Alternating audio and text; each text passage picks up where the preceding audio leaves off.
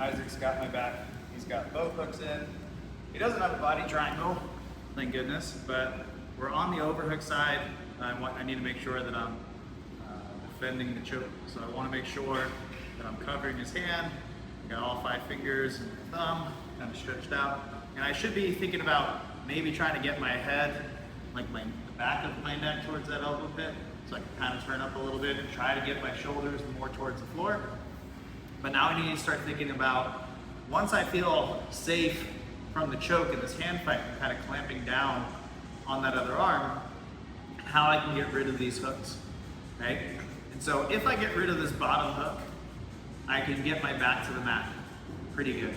Okay? He doesn't have control over the shoulder. As soon as I free this bottom hip, it's easy for me to start bridging and sliding up. But if I just get rid of that bottom hook by itself, he can always lace the top hook behind my knee. He can push into me, slide his knee down my back, go to like a chair sit, and then pull me over to the other side.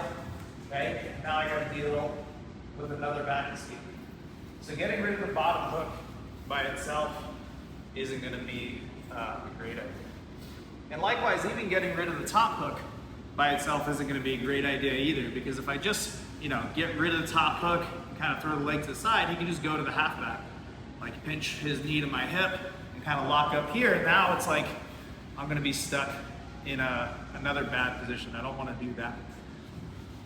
But what I could do is, again, once I'm defending the choke and I start thinking about how I'm going to get rid of these hooks, I can go to the top hook, and as long as I keep control over the heel and don't just try to disregard it and give him a half back, as long as I can keep control over this, I can use my other foot to either kick or stomp his foot, his bottom hook out, slide my knee through that window, and now I can start getting flat to the floor. I still haven't gotten rid of this hook yet. I don't want him to try and chase me up into mountain or anything like that.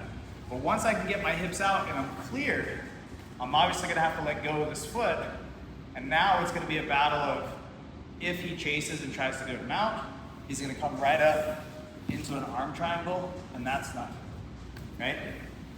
So I'm gonna hold on to that hook for a little bit. Once I get here, I'm tucking my knee to kind of feed the heel, step, I slide through, but right here, once my hips escape, I need to be able to bridge, and I need to be able to press into this shoulder, right? In order for him to come to mount, he's got to be able to lift his shoulder up off the ground and start to come over. So I need to be able to push into this and flatten him out. So once my hips escape, I'm gonna frame against his shoulder, try to push up and get into my twister side control. Start walking my hips back into his armpit, maybe go south, maybe start chasing arm locks, or even try to take my own mount, right?